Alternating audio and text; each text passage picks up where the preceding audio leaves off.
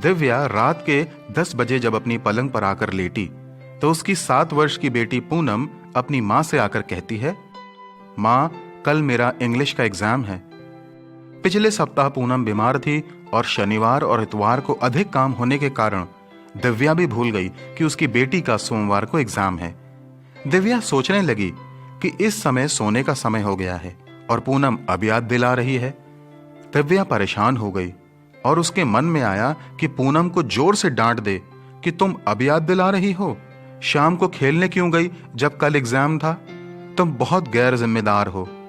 उसने सोचा अपने गुस्से को प्रकट करने का यही सही समय है, लेकिन दिव्या ने अपने गुस्से को काबू में किया और डरी और सहमी अपनी बच्ची को प्यार से समझाते हुए बोली कि बेटा, मम्मी और बेटी दोनों एग्जाम के बारे में भूल गए और भूलना तो मनुष्य की आदत है।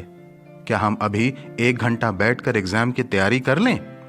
पूनम तुरंत उठी और अपनी किताब और कॉपी ले आई और दिव्या ने अपनी बेटी के एग्जाम की तैयारी कराई। सुबह भी दोनों जल्दी उठे और फिर से दिव्या ने पूनम को एग्जाम की तैयारी करवाई।